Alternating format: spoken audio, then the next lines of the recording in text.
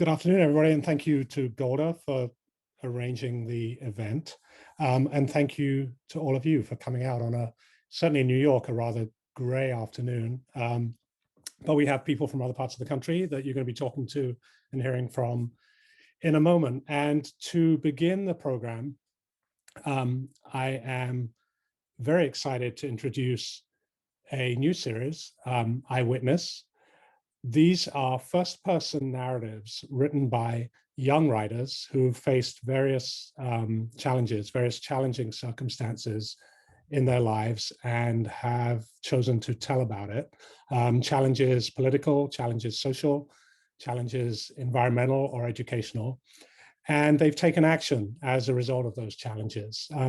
These books are intended for younger middle grade readers, and they are readable and dramatic, and that is what drew us to them primarily, was the quality of the narrative. And the goal here is to make the experience of others accessible to young readers, to middle grade readers, through what I would call great storytelling. You can think of this series, if you like, as a kind of nonfiction I Survived, with a call to action at the end.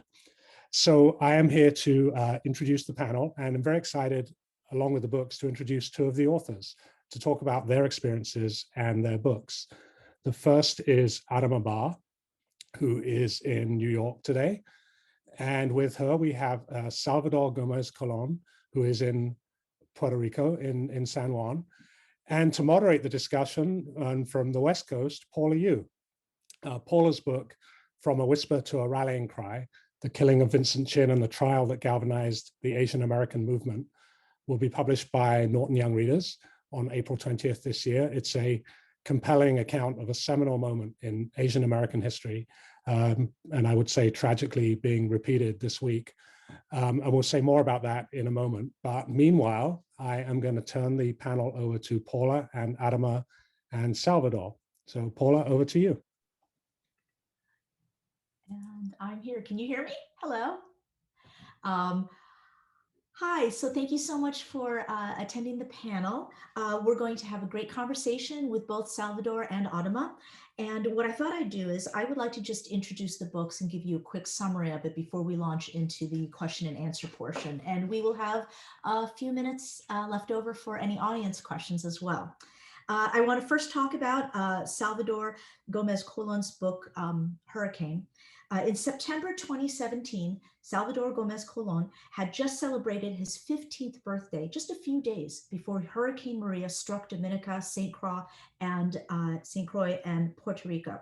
At the time, Salvador and his family were cautious, but not overly concerned. After all, they had survived several other hurricanes in the past.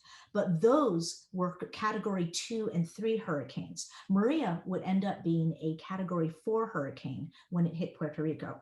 Almost 3,000 people were killed in Puerto Rico alone. Flooding destroyed homes, the power grid failed, leaving many people without electricity, running water, and infrastructure, including traffic lights, for almost a year after the hurricane struck.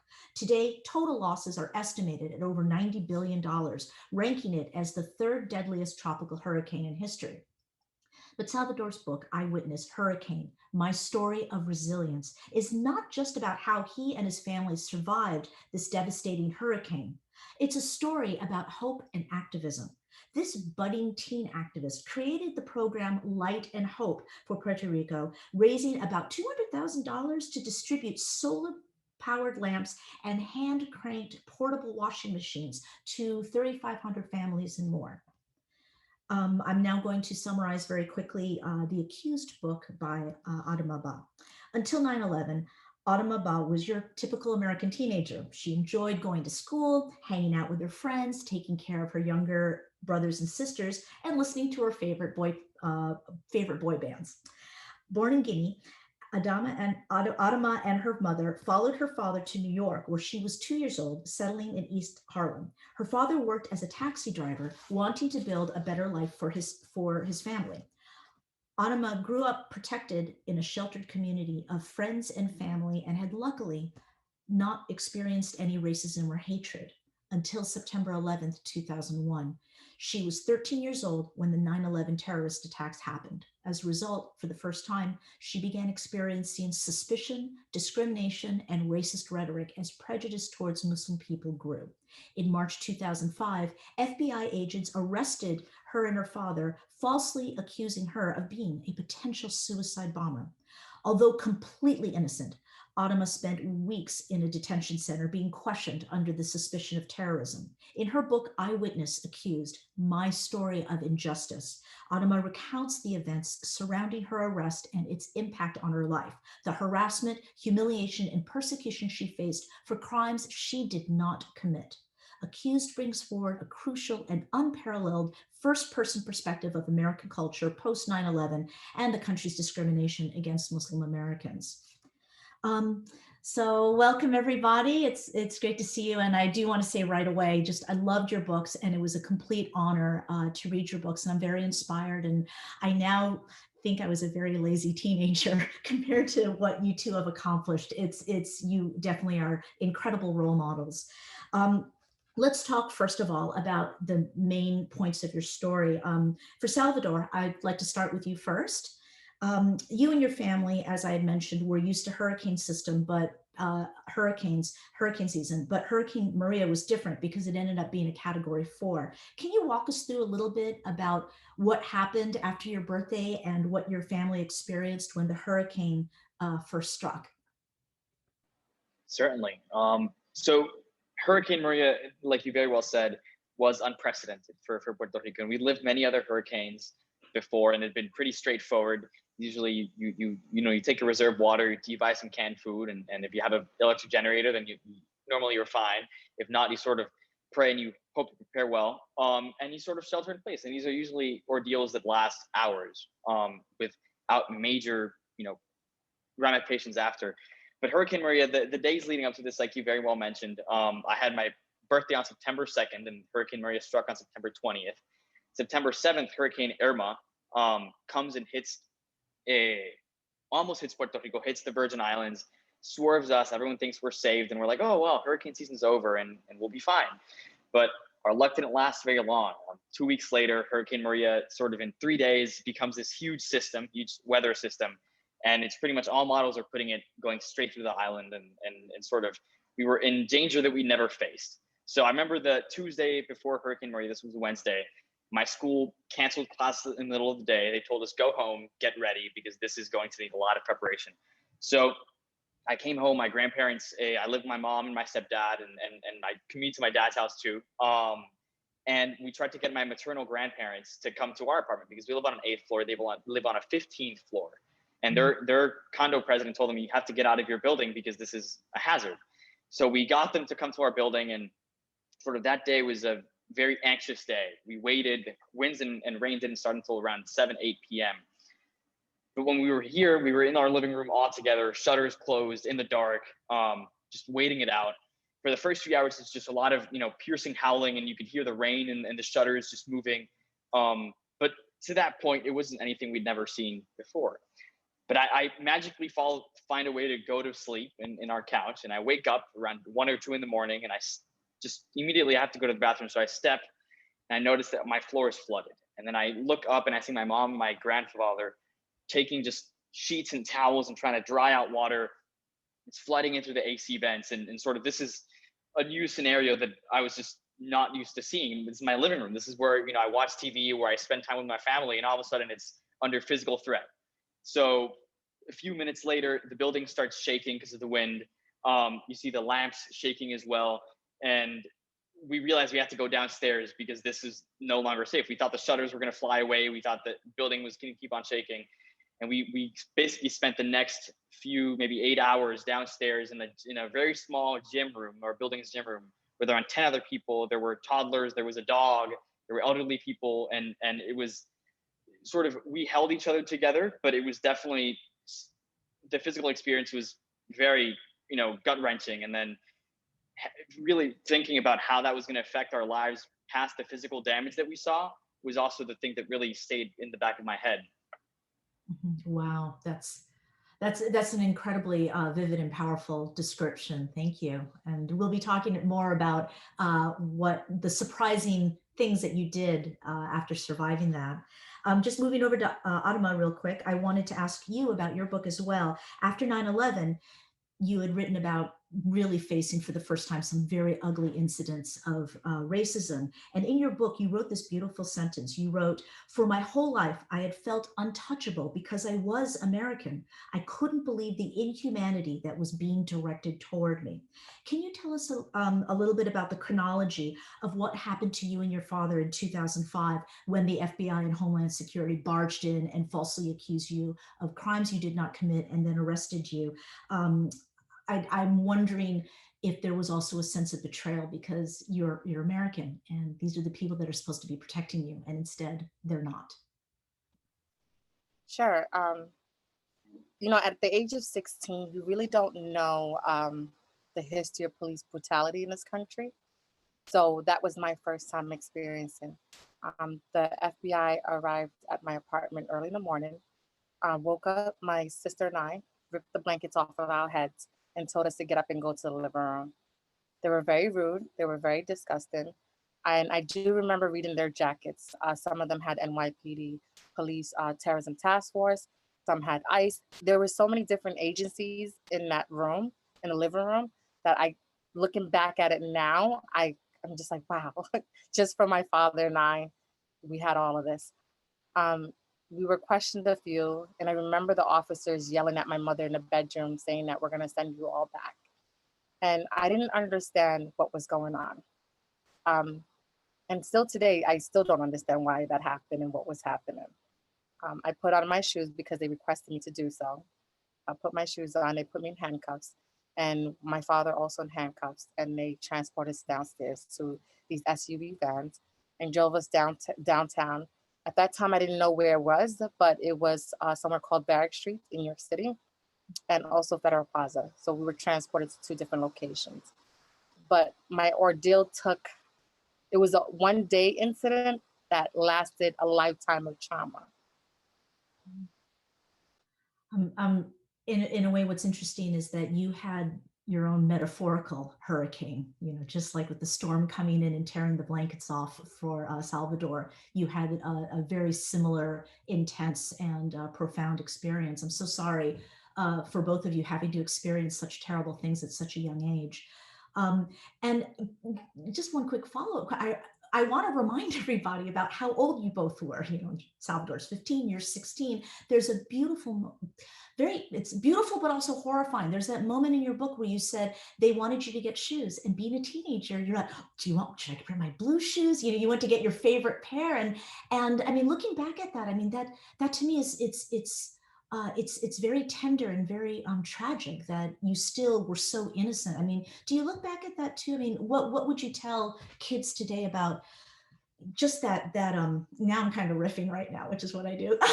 But what about just that juxtaposition of being in such an adult situation and you're still a kid wanting to wear your favorite blue sneakers? I know now I look back and I said, I wish I told myself, it's okay, breathe. When this settles, call this person. They will help you. But I was young. You don't know what to do when you're young. And then when the world shows their true colors to yourself, you just have to accept it, and not accept it, but change it, if that makes any sense. And that's what I'm doing now by telling this story. And that's what Salvador is also doing by sharing his story. That's very, very good points. I appreciate that. I'm going to now just ask a little bit about both of your personal belief systems. I skipped. Where am I? I'm sorry. I have everything written down. Yeah, this is what I wanted to ask you. I wanted to ask about the people that influenced both of you, because you were young, so you were still being influenced by your family, by friends, by parents. So for Salvador, there's a moment in your book where you wrote, remember seeing the sun after a few days of just complete darkness and rain and hurricane storm, and you wondered, quote, how can I take a bigger role in all of this? You wrote about being focused only on you and your family's survival during those first harrowing days, only to realize how lucky you were compared to what happened to other people. You still had your roof.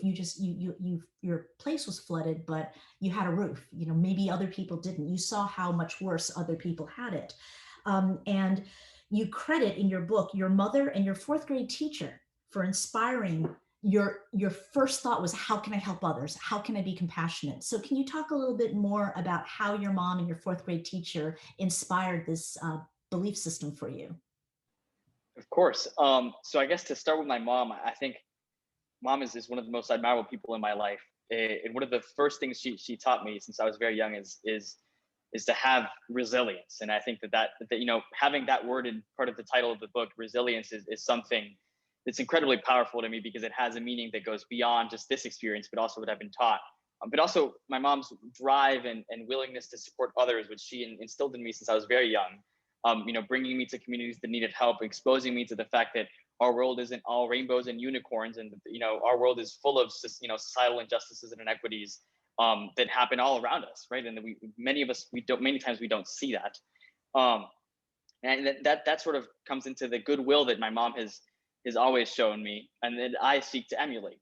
And that's where my fourth grade teacher, Miss Jaisa Morales, I love saying her name because I feel like I'm honoring her. She now works in the Netherlands. She teaches there, but she was my fourth grade teacher here in Puerto Rico, and she was always very, very involved with, with societal injustices and really helping those who needed it most. But not only here in Puerto Rico, she had a teacher's salary, but she always saved every year to go, whether it was Southeast Asia or go, you know, to Sub-Saharan Africa or even Europe, you know, Eastern Europe, and go support communities that had long been underserved or marginalized. And I think that her willingness to open herself up to things that didn't exist around her, and literally travel from one place to another and see and support communities, is something that gives me the courage to act. And thinking of Miss Jaisa that day when I was seeing the sun setting, thinking about how she, you know, took flights, hour-long flights and thousands of miles away to help communities that needed help, I was thinking, well, there are communities that need help right around me, so I just need to act. That's amazing. And once again, shout out to teachers. Teachers rock, yay. No, but that's really wonderful to hear. Adama, you wrote in your book about how scary it was to see your father in handcuffs, because you wrote, quote, "He was always the strong one, the guy no one messed with. And here he was, handcuffed and helpless for both himself and his family." And what moved me reading it was your father looked at you, and the first thing he said in his handcuffs, first thing he said was, "Everything is going to be fine. Don't worry." Can you talk more about your relationship with your father growing up and how you coped with being separated from him for so long? So I'm a daddy's girl. So my dad is my best friend. I look up to him even now. I'm always calling him. I have car trouble, my dad. Having stove trouble, my dad. So everyone knows about my dad. So being separate from him, I didn't know how to accept that. I didn't know how to cope with it. And because I didn't accept any therapy, because I didn't want it to affect my case, I didn't know how to deal with all those emotions. So it tore me down inside really badly, and it affected my mental health. And now that I look back, I understand the importance and the role that my father had in my life. And he still does. I'm a mother of two now. So he's always helping me with my kids. And I have four siblings. I'm the oldest of five. And they say, "Oh, daddy loves you the most." And I'm like, yeah, I know. I try not to rub it in their face, but it's okay. But, throughout all of this, I still see the strength my father had. He's back in the United States. And just sees the strength to hear his story when he was away from us for 7 years and what he has gone through. I'm like, wow, we didn't go through that much, I guess. But Salvador, you mentioned teacher. Another hero of mine is David Sutcliffe. He was actually the person that's my hero, who gave me the power to speak up. If he didn't give me the strength, I would have never told my story. So yes, power to the teachers.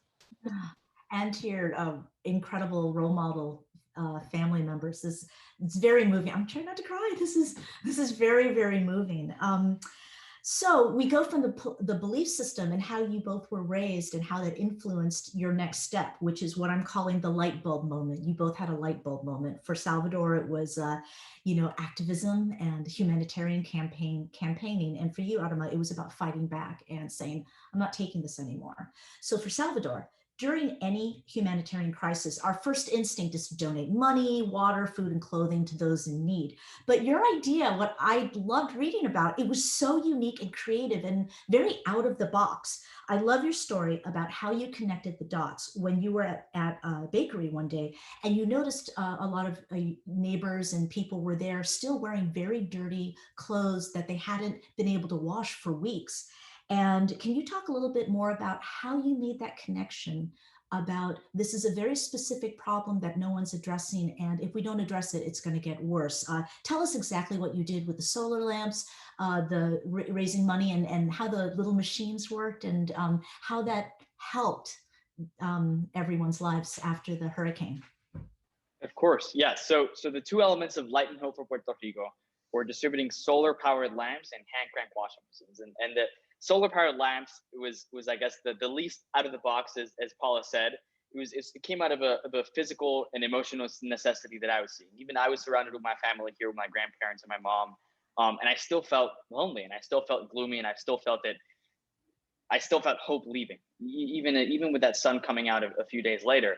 The hand crank washing machines, like you said, came when I was at my community bakery, which is like 2 blocks away, and I saw a lot of people wearing soiled clothing, and I think that when we think of clothing and clean clothes, we often think about it as a commodity, as just, oh, we'll put stuff in the washer so it doesn't smell bad. But this is mud, this is parasites, this is clearly soiled, and part of it was because I live near the coast, and our sewage system got clogged. So I had a lot of friends and people around me who were walking through trudging through 4 feet of black water to get to a bakery to get food for the family. And this is in a very developed area of Puerto Rico. So seeing this happen here in this microcosm, I couldn't help thinking what's going on more inland in the mountains, in communities that are not, don't have this access to infrastructure. So basically, I knew my idea, I had my idea. So I told my mom, like, Mom, I think I want to do this. And the first thing she said is, fine, if you want to do this, you have to take it to the end. Because she knew that, it's easy when we have these experiences to think that, oh my God, I want to do something. We often forget that the journey can be hard. And she wanted to make sure that I stayed on path and that I did what I was committing myself to do. So I did these calls even through the spotty internet connection and the spotty cell access. And I got someone to help me connect me to the distributors. We got the GoFundMe, the generosity.com campaign live on the internet, and the rest is history. That's amazing. It was so clever and just really admirable that you came up with that and that you hustled. You really hustled for that, which is great. I'm also finding out that we have about 10 minutes left and we still have some questions from the audience. So I'm just gonna finish up some of these main questions before we take over on that. So if anyone in the box wants to remind me, I have my eye on it. For Adama, let's talk about your light bulb moment. You had a turning point in your book when you stopped crying and stopped being scared and became angry. For example, you refused to salute the American flag as required in the detention center in protest because of how you were being treated. But you were a proud American and you loved your country. And I want to know about how difficult this was, and if you could talk a little bit about what led to you not only protesting and fighting back, but you actually filed a lawsuit when you were unlawfully and unfairly and illegally detained at an airport long after all of this had ended. Sure. Sorry, my kids are trying to get in. One of the things that I found that was very important in my healing process is storytelling. Sharing what I've gone through. Our ancestors have used it. Doesn't matter what culture you have. We've always told our stories. But in telling my story, I received the strength and the energy to fight back.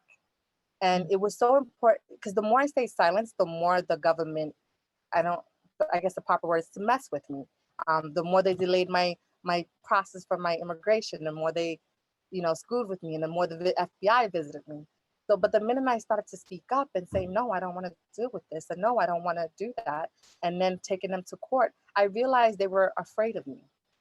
I realized that I had this power that I was like, this is the tip of my hand. No wonder why they don't want people to know their rights or the laws.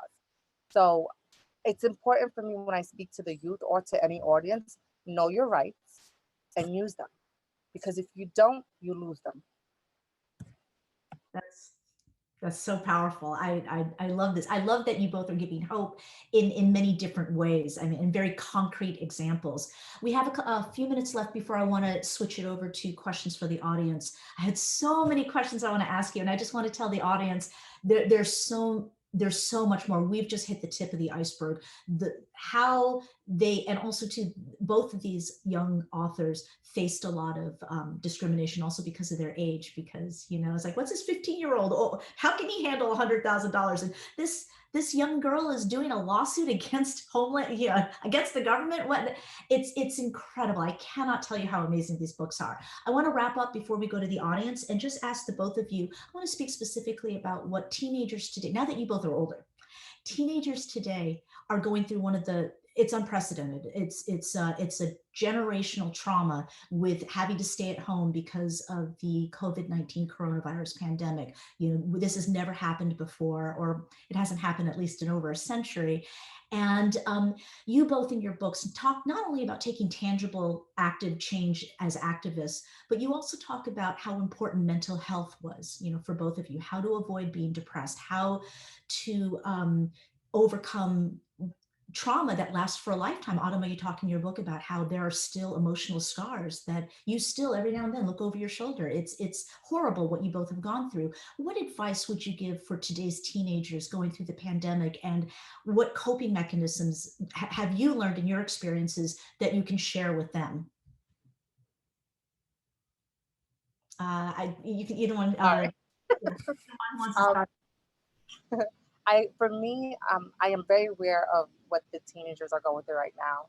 I'm currently the vice president at my brother's high school, and I'm really connected with a lot of high schools. And we talk about the trauma that they're experiencing.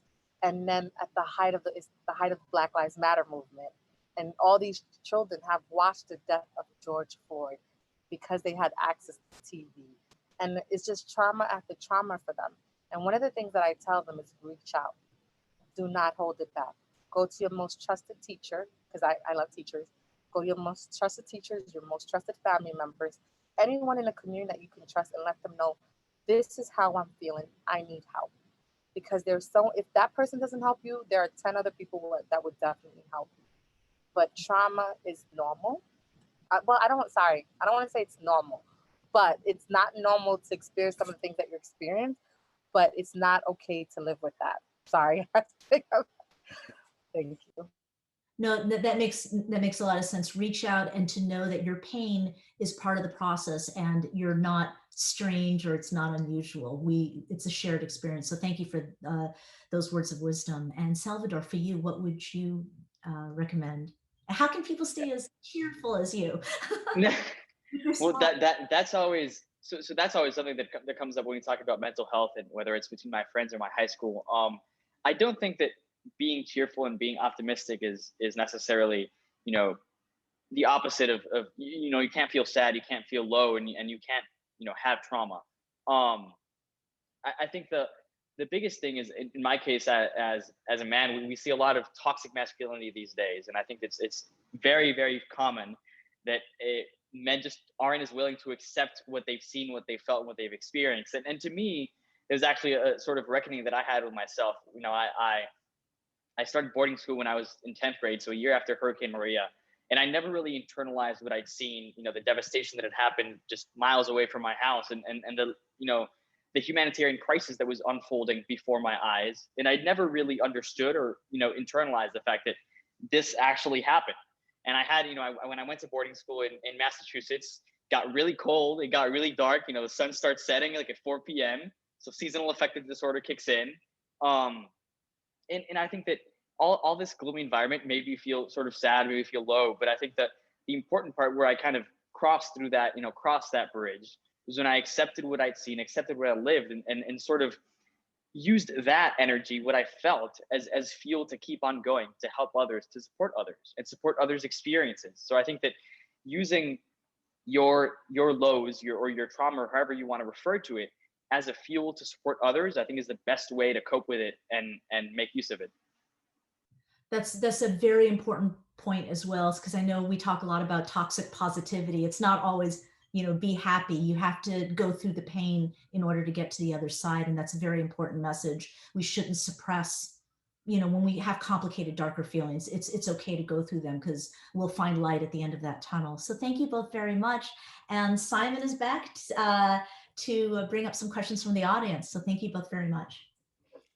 Yeah, there are a few questions, and we perhaps have time for one or two. And this question is from Donna, and it kind of flips the last question that you asked, Paula, about what people can do. Donna was interested in knowing from your point of view, given how much teenagers are facing and dealing with, particularly immediately with the virus and in life in general. She asks, what would be meaningful to today's young people who suffer similar societal injustices in terms of what we can do that makes a difference, large or small, to them? What would mean more to a young person? What more could a librarian or a teacher do that would help or support them? So it's a kind of a flip of the last question, which is, what do you look to the institutions of adulthood for in your life, or what advice would you give teachers, librarians, and others? That's a very good question. One of the things I think you need to do is adapt to mental health services. And when I say that is, it's not normal for a 16-year-old to be arrested and accused by the FBI, but a lot of people don't know how to give therapy for that. It is not normal for BLM protesters to be gassed by police. So providing therapy that fits the situation is needed. And also allowing, as you can see, I'm clearly a Black woman, allowing my cultural or religious upbringing to be part of that therapy and accepted, it's also needed. So it's not telling a child who burns incense to feel better, like, that's not normal, you need to speak to somebody. That makes them feel good. Encourage them to do it more, encourage them or teach them how to do it. So I think one of the biggest things institutions need is to adapt to the change of society and add that into the mental health trainings. If that makes any sense. I mean, I think Adama put it perfectly with that line. Just encouragement is so important. And I think that part of what these stories, what both of our stories do, is bring narratives of, like you guys mentioned, extraordinary experiences, and by that I mean out of the ordinary. And really, I think being aware of these experiences for young people really helps them understand where they lie in the whole grand scheme of things and know that they're not alone. So I think encouragement is important, but also knowing that you can find fellowship even in your darkest times, I think is the two biggest things that I think that adults and institutions can do for young people. I was going to say too, both those answers make a lot of sense, because it's not just about diversity and inclusion, it's about equity in the mental health fields, where, that's where diversity leads to equity, so that we have equal resources for everyone, especially when it comes to culture and race and maybe things that are not right now in the mainstream and should be, because it is part of the mainstream. Salvador, Adama, and Paula, thank you so much. That was a terrific panel. I'm very grateful for your time and for the illumination that you've given to your work. As I said at the outset, we're very excited about this series. These two books are the first of certainly 4, and we hope many more, that bring a lot of different experiences to, we hope, as many new readers as possible. I'm going to briefly switch to screen sharing. There you can see the covers of the books: Hurricane, My Story of Resilience, and Accused, My Story of Injustice. These will be published in August by Norton Young Readers in hardcover. And thank you again. I'm very grateful for your time.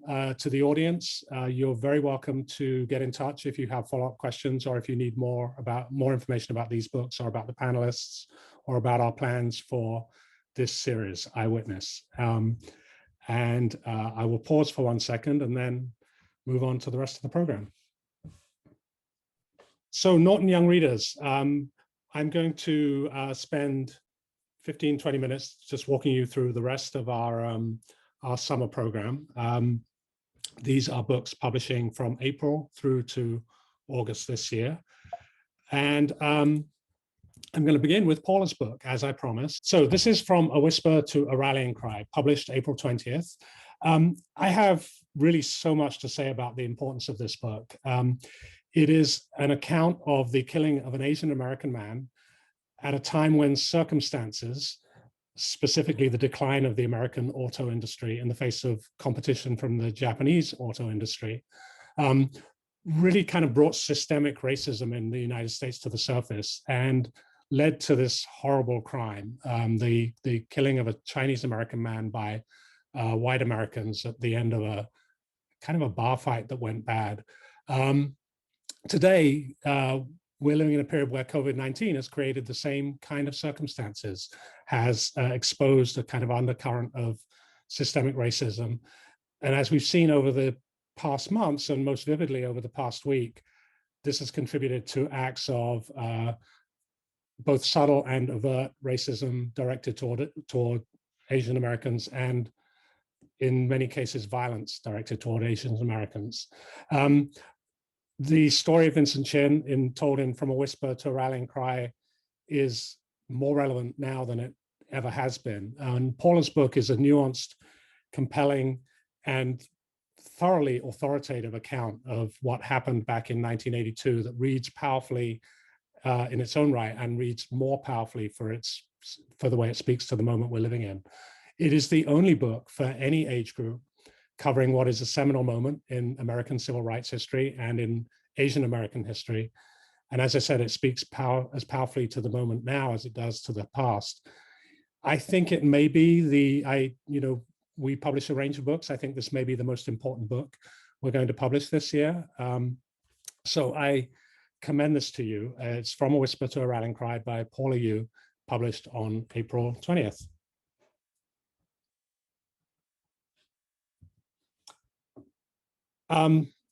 Another new program for Norton Young Readers launching this season alongside Eyewitness, and one that I am equally excited to be talking to you about, is a partnership between Norton and London and Accra, Ghana based Accord Books.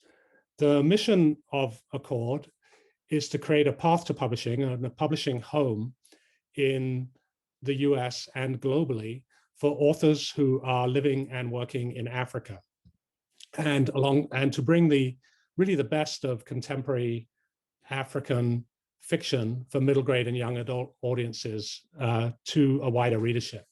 The first two books in the program are middle grade novels, first being Crossing the Stream. This takes place in contemporary Accra. It is a story about coming to terms with the loss of a parent and bonding with a grandparent and bringing a family that has been kind of scattered by events back together. It's a story that also has a strong environmental awareness theme. Part of the story concerns a bird sanctuary and the young protagonist's efforts to visit this sanctuary and to sort of reclaim his father's heritage. His father had been part of building this place. The book also has a delightful kind of centerpiece. Sort of the heart of this story is the relationship between Ato, who is 12, and his grandmother, who he's kind of estranged with. And the first time he visits her, first time in many years, he discovers a big hole in the backyard. And he fears, because of what he's been told about the grandmother, that this might be a grave intended for him. There are rumors that she might be a witch. In fact, it's a hole that she's dug in the ground as a grave, but not for him, but for this old couch that she keeps on her porch. And sitting on the couch with her and hearing the stories that she has to tell him about his father forms the core of the book's narrative. And the burial of the couch in this giant hole in the ground forms this sort of celebratory ending to the story. It's a delightful and kind of quirky centerpiece of a story about love and loss and generational relationships.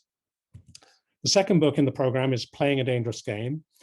This is set in Kenya, and it begins with a dare, a group of boys who dare each other to break into a spooky old house at night where there are rumors that there are ghosts. The dare quickly becomes a mystery when it turns out that the quote unquote ghosts in the house are actually a gang of dangerous men, coffee smuggling gangsters who are involved in stealing coffee from the railway yard and transporting it across the border into Uganda. As I said at the beginning, the point of this program is to bring the best in contemporary fiction from Africa to the US. And I want to emphasize that this is contemporary storytelling. The themes of these books are common, universal themes that speak to coming of age wherever you are, wherever you're growing up. But they have this wonderful sort of layer of bringing a foreign setting to the reader too. But the themes are very familiar. The next book in the program, which we will publish in the new year, is called Even When Your Voice Shakes. This is a young adult novel. It reminded us of Speak. It's a novel that, Laurie Holst Anderson's Speak. It's a novel that explores issues of power and class, and also of sexual violence, and of finding the strength to speak out and stand up for yourself in the face of violence and an imbalance of power. These are the first two books in the program. The third will be in the new year, as I said, and there will be more to come. We are scheduling a webinar in June, around the time of ALA summer, with the authors and from Kenya and from Ghana, and the publishers. Who the London-based publisher is Sarah Odedna. She will be joining us, and Deborah Akankora will be joining us from Ghana for that program, where we'll talk about the books and the process of publishing, and how our plans for this.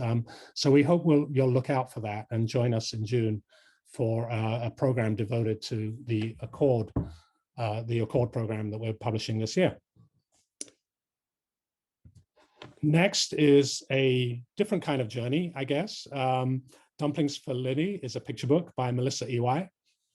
The heart of this book is something that is familiar from cultures all around the world: the making of dumplings. Dumplings exist in pretty much every culture, and we all have these little versions of these little steamed packets of goodness. The protagonist of this book, Lily, is making dumplings with her grandma in their apartment building, and when her grandmother discovers that she's out of cabbage leaves, she sends Lily up the stairs to a neighbor to borrow some cabbage leaves. Turns out the neighbor is happy to lend the cabbage leaves, but is also making dumplings and has run out of an ingredient of her own, and sends Lily down the stairs to another neighbor to borrow what she needs. And what follows is a really charming, delightful sort of game of chutes and ladders, if you will. Lily running up and down the stairs of her building, bringing different ingredients to all the grandmothers in her building. And the book ends with a kind of potluck where all the grandmas bring the various dumplings they've made from different cultures out to the yard for dinner. And Lily's parents come home from the hospital with a new baby brother, a new dumpling, little package of goodness for Lily. It's absolutely charming. It's a lot of fun, and it'll make you hungry for dumplings. Here are a couple of spreads from Melissa's very charming, very accessible, very sweet artwork for this book.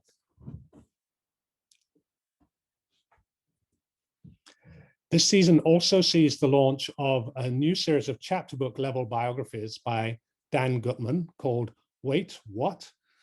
Dan is probably best known for his My Weird School series, which are very popular with newly independent readers. As you saw at the beginning, his passion, his sort of mission in life is getting kids to read. And his vehicle for getting kids to read is silly humor, to put it frankly. He knows where young children's funny bones are, and he knows how to poke them.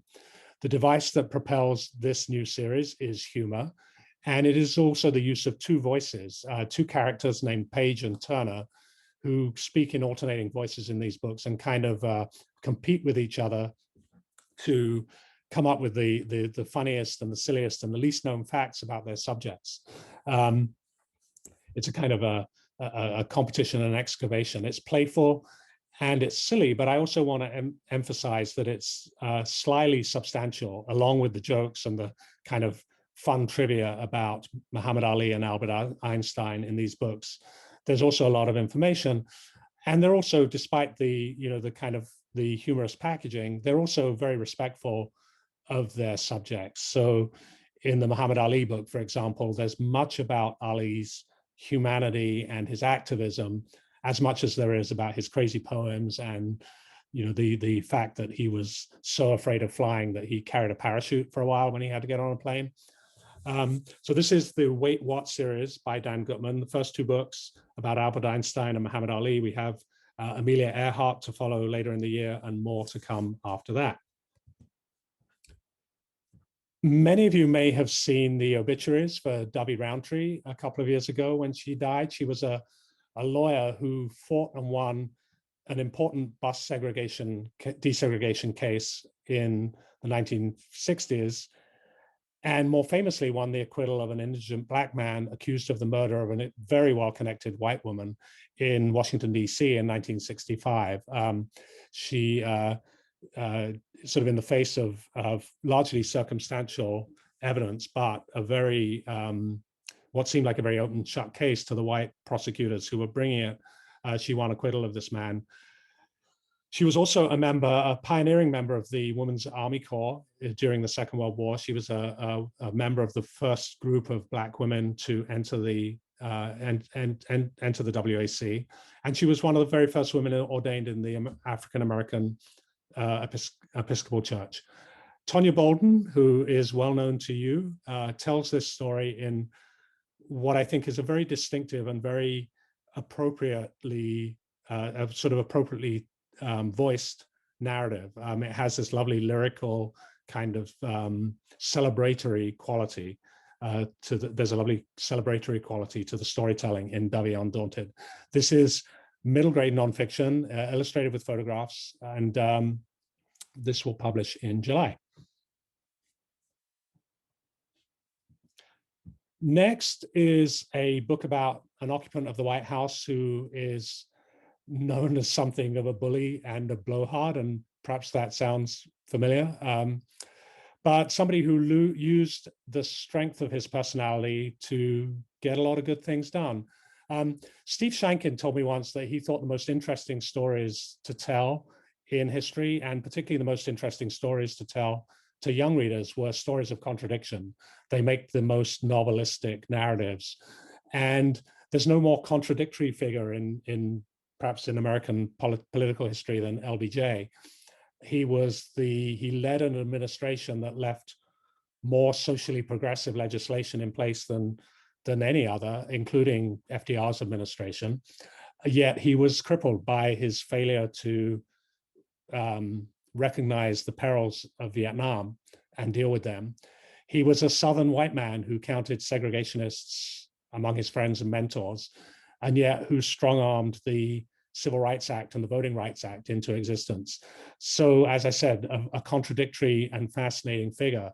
And this is a breezy, lively biography of him for middle school readers, with a particular focus on the passage of the Voting Rights Act. And what could be more timely, really? The book ends with an afterword about the Roberts Supreme Court's substantial evisceration of the Voting Rights Act in 2013.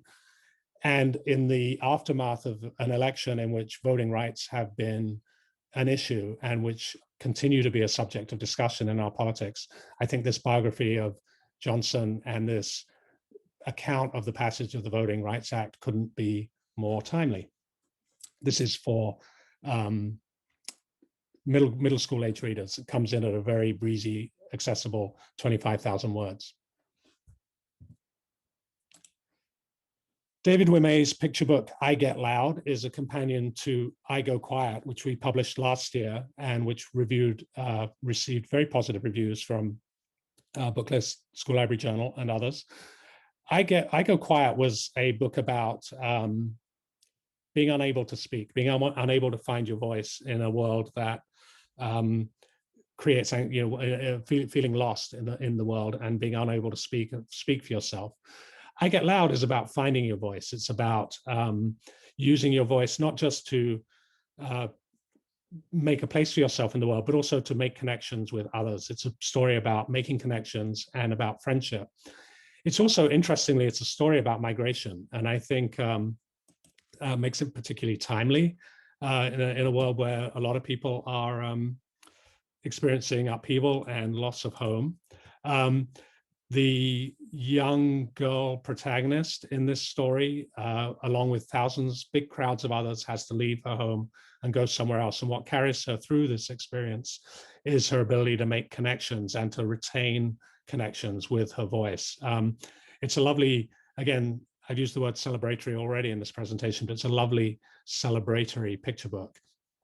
And that will publish in July also.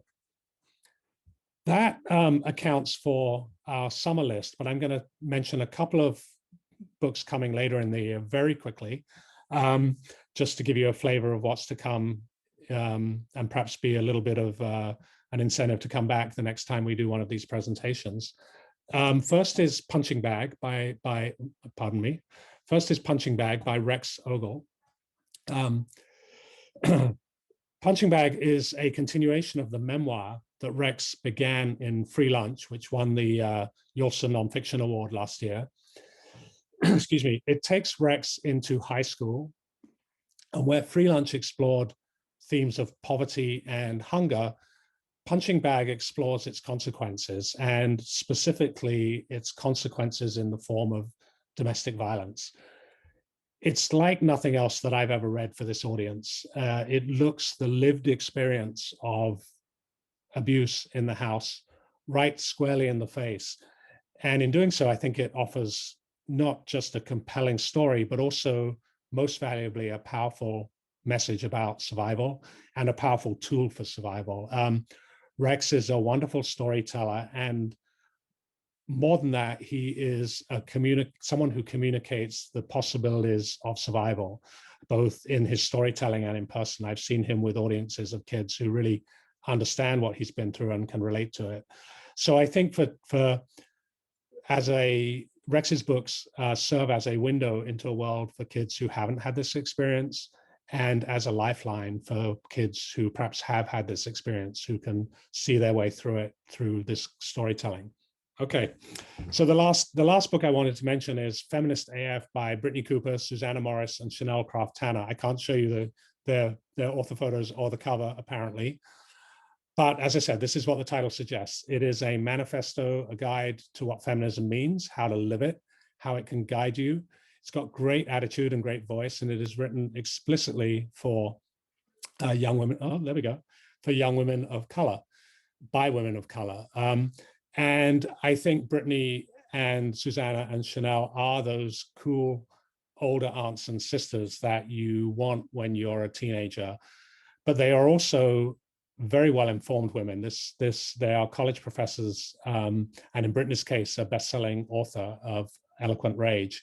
They work with young women, they work with young women every day in their professional lives, and they are great communicators. This is a very valuable, very helpful, very browsable book with not just a lot to say, but also a very assertive and powerful way to say it.